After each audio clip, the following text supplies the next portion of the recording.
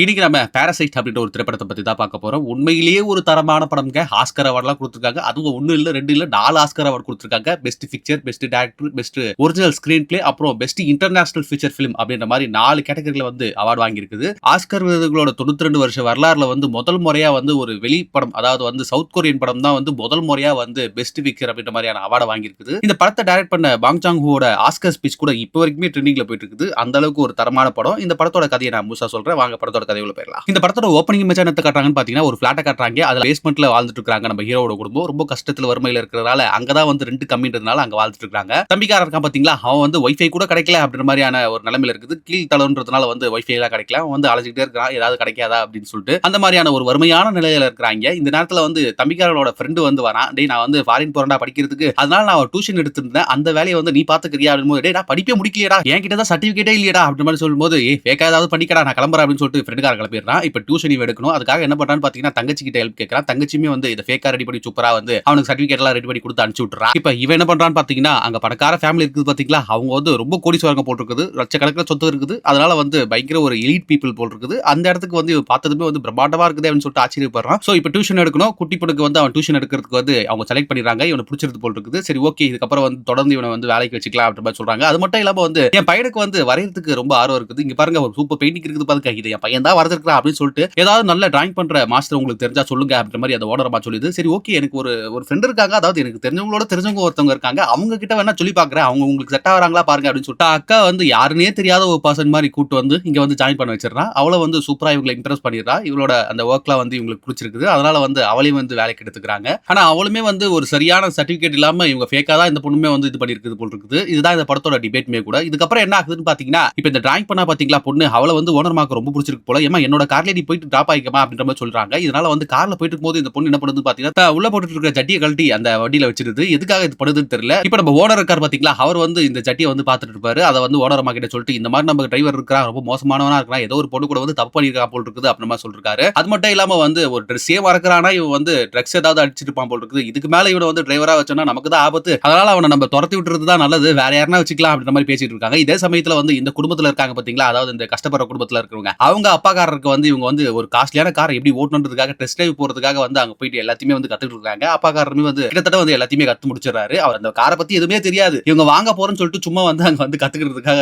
ஒரு விஷயத்தை பண்ணிட்டு இருக்காங்க. எதுக்காகன்றது உங்களுக்கே புரியும். இப்ப ஹீரோயினியமாக்கு தான் வந்து அந்த சின்ன பொண்ணை வந்து ரொம்ப பிடிக்கும் இல்லையா, அதாவது டிராயிங் மாஸ்டர். அதனால வந்து அவகிட்ட சொல்றா, அம்மா எனக்கு வந்து ஒரு நல்ல கார் டிரைவர் தான் சொல்லு அப்படின் போது, எனக்கு தெரிஞ்ச ஃப்ரெண்டோட ஃப்ரெண்டு ஒருத்தர் இருக்காரு. அவர் நல்லா கார் சூப்பரா ஓட்டுவாரு. அவர் வேணா நான் உங்களுக்கு இன்ட்ரோடியூஸ் பண்றேன். அவரை வேணா ரெஃபர் பண்றேன். நீங்க வந்து எடுத்துக்கங்க அப்படின்ற மாதிரி சொல்லும்போது, சரி ஓகேமா அனுப்பி விடு அப்படின்னு சொல்லிட்டு இவர் என்ன பண்றாருன்னு பாத்தீங்கன்னா, ஓனரோட ஆபீஸ்க்கே போயிட்டு இன்டர்வியூ அட்டெண்ட் பண்றாரு. இன்டர்வியூ அட்டெண்ட் பண்ணி இவருமே வந்து நல்லா இவருக்கு காரை பத்தி தெரியும் இல்லையா, அதனால வந்து காரை ஓட்டி காட்டுறாரு. கையில கப்ப வச்சுட்டு அந்த ஓனர்காரருமே வந்து வெயிட் பண்ணிட்டு இருக்காரு. ஏதாவது அசையுமா இல்ல ஒழுங்கா ஓட்டுவானா மாட்டானா அப்படின்ற மாதிரி பாத்துட்டு இருக்காரு. ஆனா இவருக்கு தான் வந்து இவர் டெஸ்ட் எல்லாம் பண்ணி எப்படி ஓட்டணும்ன்றது தெரிஞ்சது இல்லையா, அதனால வந்து என்ன பண்றாரு பாத்தீங்கன்னா, சூப்பரா ஓட்டிறாரு. அதனால இவரை செலக்டும் பண்ணிடுறாங்க. இதுதான் இந்த படத்தோட பிரேக் இன்டு டூவும் கூட. இதுக்கப்புறம் என்ன ஆகுதுன்னு பாத்தீங்கன்னா, இப்ப இந்த எலிட் குடும்பத்தோட வேலைக்கு வந்து எல்லாருமே வந்து ஒரே குடும்பத்தை சேர்ந்தவங்க தான் சேர்ந்திருக்காங்க. அது ஆனா வந்து அவங்களுக்கு தெரியாது, அந்த எலிட் பீப்புளுக்கு தெரியாது, இவங்களுக்கு தெரியும். ஒரே ஒருத்தர் மட்டும் பேலன்ஸ் இருக்காது, அதாவது அம்மாக்காரி. இவங்களை ஜாயின் பண்றதுக்காக வந்து என்ன பண்றாங்கன்னு பாத்தீங்கன்னா, ஆல்ரெடி அங்க லாயலா ஒரு வேலைக்காரியமா இருப்பாங்க. ரொம்ப அருமையா வேலை செய்வாங்க. அந்த குடும்பத்துக்கும் ரொம்ப பிடிச்சிருக்கும். அதாவது அந்த எலிட் குடும்பத்துக்கு வந்து ரொம்ப ரொம்ப வந்து லாயலான ஒரு விசுவாசியா அவங்க வந்து வேலை செஞ்சுட்டு இருப்பாங்க. சோ இவங்கள வந்து எப்படியாவது வந்து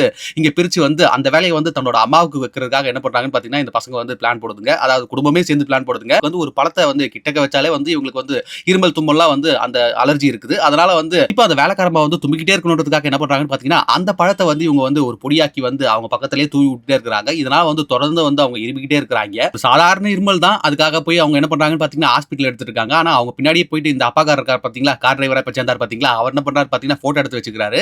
இத வந்து ஓனர் அம்மா கிட்ட வந்து சொல்லி, இங்க பாருங்க அவளுக்கு வந்து இருமல் இருக்குது போல, ஏதோ பெரிய டிசீஸ் போல் இருக்குது அந்த மாதிரி சொல்லும்போது, இதெல்லாம் உங்ககிட்ட தொட்டிக்கிச்சுன்னா என்ன பண்ணுவீங்க அப்படின்ற மாதிரி டிரைவர் சொல்றதோ ஓனர் அம்மாவும் கொஞ்சம் யோசிக்கிறாங்க. இருந்தாலும் ரொம்ப லாயலான லேடி அவங்க. அதனால அவங்க வேலையை விட்டு தூக்கணுமா அப்படின்ற மாதிரி நிலைமைலாம் வரல. இருந்தாலும் சரி ஓகே, ஒரு டவுட் இருக்குது அவங்களுக்கு, இவங்களை வச்சுக்கலாமா வேணாமான்ற டவுட்ல இருக்காங்க. ஆனாலும் லாயலா ஒர்க் பண்ணதுனால வந்து சரி இந்த டிசிஷன் கொஞ்சம் பொறுமையா எடுப்போம் அப்படின்ற மாதிரி யோசிச்சிருப்பாங்க. இந்த சமயத்துல டிரைவர் என்ன பண்ணுவான்னு பாத்தீங்கன்னா, தன்னோட குடும்பத்துக்கு கொடுத்து இன்னும் 5 நிமிஷத்துல அங்க வந்துருவோம் அப்படின்ற மாதிரி சொல்லுவாங்க. எதுக்கு கொடுக்குறாருன்னு பாத்தீங்கன்னா, இந்த மாக்கு தான் வந்து அலர்ஜி ஆகும்ல, அந்த பொடியை இந்த பசங்க வந்து தூவி விட்டுருது. கரெக்டா ஓனர் நம்ம ஒரு நேரத்துல இவங்க இருமிக்கிட்டு உள்ளார போறாங்க.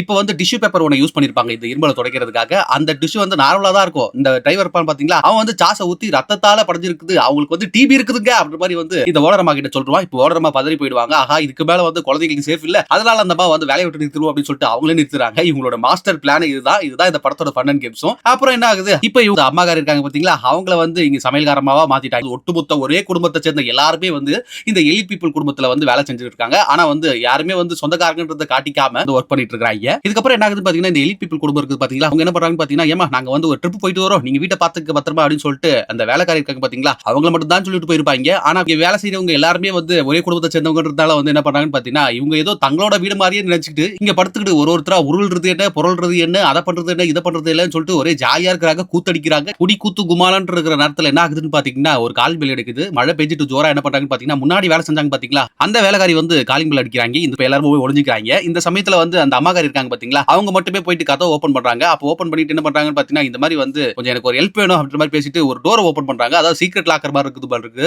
அந்த டோரை ஓபன் பண்ணதுக்கு அப்புறம் தான் தெரியுது, இவங்களோட ஹஸ்பண்ட் இருக்காரு பாத்தீங்களா, அதாவது வந்து முன்னாள் வேலை செஞ்சாங்களே, அவங்களோட ஹஸ்பண்ட் வந்து ரொம்ப வருஷமா வந்து கடன் கட்டாதனால என்ன பண்றான்னு பாத்தீங்கன்னா, வெளியில போனா அவர் வந்து தேடுவாங்க. அதனால நான் இங்க தான் வந்து வச்சுட்டு இவர் வந்து சாப்பாடு போட்டு வளர்த்துட்டு இருக்கிறேன். ஒரு 4 வருஷமா இங்க தான் இருக்கிறோம் அப்படின்ற மாதிரி சொல்லிட்டு இருக்காங்க. அது மட்டும் இல்லாம வந்து அவர் உடம்பு சரியில்லாத, நீ வாரத்துக்கு ஒரு நாளோ இல்ல 2 நாளோ வந்து இவருக்கு வந்து சாப்பாடு போடு, தயவு செஞ்சு ஏதாவது ஒரு வேளைனாச்சும் சாப்பாடு கொடு போதும், அவர் வெளில வந்தாருன்னா ரொம்ப கஷ்டப்படுவாரு, எனக்காக இதை ஹெல்ப் பண்ணு அப்படின்னு பாத்தீங்கன்னா, இவங்க வந்து இல்ல இல்ல அதெல்லாம் என்னால பண்ண முடியாது அப்படின்ற மாதிரி சொல்லும்போது, இப்ப இதை ஒட்டு கேட்டு இருந்த குடும்பமே இருக்குது பாத்தீங்களா, பூரா பயிலுமே இங்க தானே இருக்காங்க. அவங்க வந்து எட்டி பார்க்கும்போது கையில வழுக்கி விழுந்து என்ன பண்றாங்கன்னு பாத்தீங்கன்னா, இவங்க எல்லாருமே வந்து தெரிஞ்சிடறாங்க. இப்பதான் அந்த வேலைக்காரமாவுக்குல அவங்களுக்கு வந்து தெரிஞ்சது, ஆஹா நீங்க எல்லாரும் ஒரே குடும்பத்தை சேர்ந்தவங்க தானாடா அப்படின்னு சொல்லிட்டு என்ன பண்றாங்க பாத்தீங்கன்னா, போட்டோ எடுத்து வச்சுக்கிறாங்க. எடுத்து வச்சுட்டு இப்ப இவங்க வந்து மிரட்ட ஆரம்பிக்கிறாங்க. அந்த சமயத்துல வந்து அந்த போட்டோ வச்சு ஏய் நான் அமுச்சு விட்டுருவேன், டேய் ஓனருக்கு அமுச்சு விட்டுரு அப்படின்னு சொல்லிட்டு பேசிட்டே இருக்கிற இடத்துல திடீர்னு தவறுதலா வந்து அந்த போன் கீழே வந்துரும். இதுதான்டா சான்ஸ் அப்படின்னு சொல்லிட்டு இவங்க என்ன பண்ணுவாங்கன்னு பாத்தீங்கன்னா, ஒரு வழியா வந்து அந்த போனை வந்து எடுத்துருவாங்க. இப்ப இவங்க 2 பேருமே வந்து கீழே அந்த சீக்ரெட் டோருக்கு பாத்தீங்களா, அங்க போட்டு விட்டுருவாங்க. இந்த சமயத்துல ஓனர் அம்மா கிட்ட இருந்து ஒரு போன் வரும், நாங்க வந்து ட்ரிப்புக்கெல்லாம் போகல, ஒரே மழையா இருக்குது, அதனால வந்து ரிட்டர்ன் ஆக போறோம் அப்படின்ற மாதிரி, பிளான் கேன்சல் அப்படின்ற மாதிரி சொன்னது இவங்க எல்லாருமே பதறி போயிறாங்க. எல்லாருமே வந்து அந்த சாப்பிட்டு வந்து மிச்சம்லாம் வச்சிருப்பாங்க பாத்தீங்களா, அதெல்லாம் வந்து டக்கு டக்குன்னு க்ளீன் பண்ணிட்டு காலுக்கு கிடைச்ச இடத்துல போய் படுத்து தங்கிடுறாங்க. அவங்க உங்களுக்கு கிடைச்ச இடத்துல போயிட்டு என்ன பண்றாங்கன்னு பாத்தீங்கன்னா ஒளிஞ்சுக்கிறாங்க. இதுதான் இந்த படத்தோட மிட் பாயிண்ட்டும் கூட. இப்ப இந்த ஓனர் அம்மா கரெக்டா வந்து அந்த சீக்ரெட் டோர் தாண்டி போற நேரத்துல வந்து அந்த பழைய வேலைக்காரி வந்து வெளியே வந்துடுறா. இப்போ ஒரே எத்துறா இந்த புது வேலைக்காரி, டக்குன்னு உள்ள உருண்டு போய் என்ன பண்றாங்கன்னு பாத்தீங்கன்னா செவுத்துல மோதி ஆறாங்க. இத சாப்பாடுக்காக வேண்டி ஒரு சுவிட்ச் அமுக்குனா வந்து இங்க மேல இருக்கிற இடத்துக்கு வந்து லைட் எரியும் போல் இருக்குது. இத வந்து அவர் என்ன பண்றாருன்னு பாத்தீங்கன்னா அமுக்கிட்டே இருக்காரு. ஆனா அந்த பையனுக்கு தெரியாதனால என்ன பண்றாரு பாத்தீங்கன்னா இறுக்கமா கட்டி போட்டுறா. ஆனாலும் அவர் வந்து தொடர்ந்து அந்த லைட் அமுத்தி ஆன் பண்ணிட்டு இருக்காரு. இப்ப இந்த குட்டி பையன் இருக்கான் பாத்தீங்களா, அவன் என்ன பண்றான்னு பாத்தீங்கன்னா ஹால்லயே வந்து ஒரு கேம்ப் மாதிரி ரெடி பண்ணிட்டு அங்க ஜாலியா விளையாடிட்டு இருக்கான். இப்ப வந்து அம்மாக்காரியும் வந்து அப்பாக்காரரும் என்ன பண்றாங்கன்னு பாத்தீங்கன்னா இவனோட ஹெல்ப்புக்காக வந்து அங்க வந்து படுத்துக்கிறாங்க. இப்ப ஓனரும் வந்து கொஞ்சம் உணர்வுமா இருக்காங்க. அப்ப வந்து ஓனர் வந்து சொல்லிட்டு இருக்காரு, இந்த மாதிரி நம்ம டிரைவரை பத்தி நீ என்ன நினைக்கிற அப்படின்னு சொல்லும்போது, இல்ல என்ன ஒண்ணும் புரியல அப்படிங்கும்போது, இல்ல அவன் வந்து பேசுறதே சரியில்லை, அவன் வந்து அவனோட லிமிட் என்னன்னு தெரியாம வந்து ரொம்ப பேசிட்டு இருக்கான். அது மட்டும் இல்லாம வந்து அவன் கிட்ட இருந்து ஒரு டர்ட்டி ஸ்மெல் வருது, அதை வந்து என்னால தாங்கிக்கவே முடியல. அவன் வந்து என்னைக்கு வந்து அந்த லிமிட்டை கிராஸ் பண்ணி கொஞ்சம் பேசுறான்னா அன்னைக்கு வந்து அவனை வேலையை விட்டு தூக்கிலான்னு இருக்கிறேன் அப்படின்ற மாதிரி சொல்லிட்டு அவர் வந்து ரொம்ப தரக்குறைவா பேசிட்டு இருப்பாரு. இவங்க ஒளிஞ்சுக்கிட்டு கேட்டு இருப்பாங்க. இப்போ நம்ம ஹீரோ அதாவது அப்பாக்காரருக்கு வந்து ஒரு மாதிரி கஷ்டமாயிடும், என்னடா இது இந்த மாதிரி பேசிட்டாரு அப்படின்னு சொல்லிட்டு அவருக்கு வந்து ரொம்ப அவமானமா போயிடும். இதுதான் இந்த படத்தோட பேட் கேஸ் க்ளோஸ்னு கூட. இப்ப பேசிக்கிட்டே ஓனரும் வந்து தூங்கிடுவாங்க. இந்த கேப்ல வந்து என்ன பண்ணுவாங்கன்னு பாத்தீங்கன்னா இந்த குடும்பம் வந்து தப்பிச்சு எப்படியே வந்து வெளியே வந்துரும். இப்ப வந்து பார்த்தா தான் தெரியும் வெள்ளம் வந்திருக்கும். அதனால வந்து ரொம்ப மழைன்றதால வந்து இவங்க வீடே வந்து மூழ்கிட்டு இருக்கும். அண்டர் கிரவுண்ட்ல வீடு இருக்குது. அது மட்டும் இல்லாம ஜன்னலை திறந்து வச்சிருப்பாங்க போல இருக்குது. அதனால வந்து ஃபுல் வெள்ளமும் வந்து இந்த வீட்டுக்குள்ள வந்து எல்லா சாமானுமே போயிருச்சு. இப்ப வீட்டுக்குன்னு வந்து இவங்க வச்சிருக்கிற எந்த பொருளுமே இல்ல. இப்ப இவங்க வந்து வெள்ள நிவாரணத்துக்காக ஒரு இடத்தை கொடுத்துப்பாங்க பாத்தீங்களா, அந்த இடத்துல வந்து தங்கிட்டு இருக்காங்க. இந்த சமயத்துல வந்து தம்பிக்காரனுக்கும் பொண்ணுக்கும் வந்து கால் வருது, இந்த மாதிரி ஒரு ஃபங்க்ஷன் இருக்குது, நீங்க வந்து இதை அட்டெண்ட் பண்ணுங்க அப்படின்னு சொல்லும்போது கையில கிடைக்கிற ட்ரெஸ்ஸை போட்டுக்கிட்டு அந்த ஃபங்க்ஷனை வந்து அட்டெண்ட் பண்றாங்க. இந்த சமயத்துல என்ன ஆகுதுன்னு பாத்தீங்கன்னா இந்த தம்பிக்காரன் என்ன பண்றான்னு பாத்தீங்கன்னா கீழே போயிட்டு அந்த டனல்ல பாக்குறா, அதாவது வந்து சீக்கிரம் ரூம் இருக்கு பாத்தீங்களா, அந்த இடத்துல போய் பார்த்தா அந்த வேலைக்காரி அம்மாவோட ஹஸ்பண்ட் இருக்கான் பாத்தீங்களா, அதாவது உடம்பு முடியாத தானே, அவன் வந்து என்ன பண்றான்னு பாத்தீங்கன்னா இவனை வந்து புடிச்சு இவனை வந்து அட்டாக் பண்றான். இப்பதான் அவனுக்கு தெரியுது தன்னோட ஒய்ஃப் இறந்து போயிட்டா அப்படின்ட்டு. இப்ப வந்து அவன் சைக்கோ மாதிரி ஆயிடுறான். இவங்களை வந்து ஏதாவது பண்ணணும் அப்படின்னு சொல்லிட்டு இவனை துரத்திக்கிட்டே வரான். தம்பிக்காரன் வந்து எப்படியோ வெளியே வந்து தப்பிச்சு வந்துடுறான். ஆனா வந்து ஒரு கல் எடுத்து டம்முன்னு போட்டு தம்பிக்காரன் வந்து அடிச்சிடறான். இந்த அர்த்தம் பயங்கரமா ஒருத்தது. இந்த சமயத்துல என்ன ஆகுதுன்னு பாத்தீங்கன்னா வெளியே போயிட்டு இவன் கத்தி எடுத்துட்டு வந்து அங்க இருக்கிற யாரவனா சாவச்சிருக்கலாம். ஆனா வந்து அந்த பொண்ணு இருக்கா பாத்தீங்களா, அதாவது இந்த டிராயிங் வரைஞ்சு கொடுப்பாளே அந்த பொண்ணுக்கு வந்து ஒரே ஒரு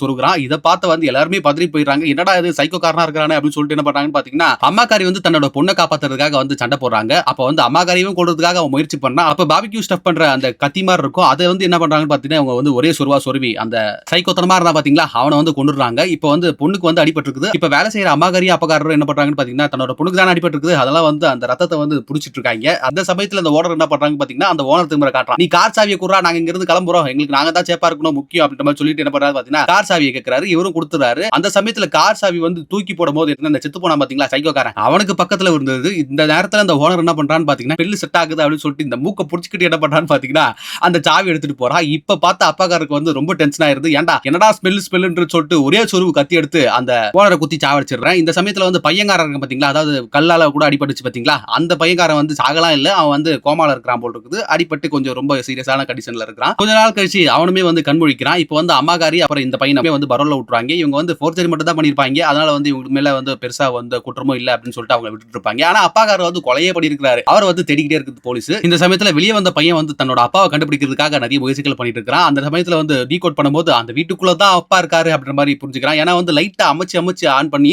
மாஸ் கோட்ல பேசியிருக்காரு. அப்ப வந்து அப்பாக்காரர் இங்க தான் இருக்கிறத வந்து நம்ம ஹீரோ புரிஞ்சுக்கிறான். இதுதான் இந்த படத்தோட டார்க் நைட் ஆஃப் சொல்லும் கூட. அப்பாக்காரர் ஆக்சுவலா என்ன பண்ணிருப்பாருன்னு பாத்தீங்கன்னா அந்த சம்பவத்துக்கு அப்புறம் வந்து கார் பார்க்கிங் வழியா வந்து இந்த சீக்ரெட் டோர் வழியா வந்து உள்ள வந்து இவர் சேஃப் ஆயிட்டாரு. சாப்பாடு வேணும்ன்ற நேரத்துல என்ன பண்றாருன்னு பாத்தீங்கன்னா ஃப்ரிட்ஜ்ல வந்து யாருக்குமே தெரியாம வந்து எல்லாரும் தூங்குனதுக்கு அப்புறம் வந்து அவருக்கு தேவையான மிச்ச மீதியான சாப்பாடு எடுத்துட்டு சாப்பிட்டு அங்க உயிர் வாழ்ந்துட்டு இருக்காருன்ற நியூஸ் வந்து தம்பிக்காரனுக்கு தெரிய வருது. இப்போ தம்பிக்காரன் என்ன பண்றான்னு பாத்தீங்கன்னா நல்லபடியா சூப்பரா படிச்சு அந்த வீட்டை வந்து தானே சொந்தமா வாங்குற அளவுக்கு ஒரு மிகப்பெரிய ஒரு பணக்காரன் ஆயிடுறான். கஷ்டப்பட்டு அந்த வீட்டையும் வந்து ஏலத்துல வாங்கிடுறான். இப்போ குடும்பமே வந்து அந்த வீட்டுக்குள்ள இருக்காங்க. இப்போ அப்பாக்காரர் வந்து வெளியே வந்து பார்க்கும்போது தான் தெரியுது இந்த வீட்டை வந்து பையன்காரன் தான் வாங்கியிருக்கான். இப்போ குடும்பமா வந்து இவங்க சந்தோஷமா வாழலாம் அப்படின்ற மாதிரியான ஒரு நிலைமைக்கு வந்து ரொம்ப ஹாப்பியா இருக்காங்க. ஹாப்பி எண்டிங்கா படம் முடிஞ்சிருக்கும் நீங்க நினைப்பீங்க. ஆனா அதுதான் இல்ல. பையன் வந்து என்ன பண்ணுவான்னு பாத்தீங்கன்னா இந்த மாதிரிலாம் வந்து நம்ம நல்லா படிச்சு நல்லா வீடு வாங்கி இந்த மாதிரி பிளான் எல்லாம் நம்ம பண்ணா நம்ம அப்பாவை வந்து நம்ம சேஃபா பாத்துக்கலாம் அப்படின்னு சொல்லிட்டு இவன் பிளான் போடுறான். இது எப்படியாவது படிச்சு பாஸ் ஆகி ஒரு நல்ல வேலைக்கு போய் நம்ம அப்பாவை வந்து காப்பாத்திடலாம் அப்படின்ற மாதிரி நம்பிக்கையோட இருக்கிறான். இதோட இந்த படத்தை வந்து முடிக்கிறாங்க. இதுதான் இந்த படத்தோட ஃபைனல் இமேஜ் கூட. இந்த படத்துக்கு ஏன் ஆஸ்கர் அவார்டு கொடுத்தாங்கன்னு பாத்தீங்கன்னா அமெரிக்கால வந்து அந்த சமயத்துல வந்து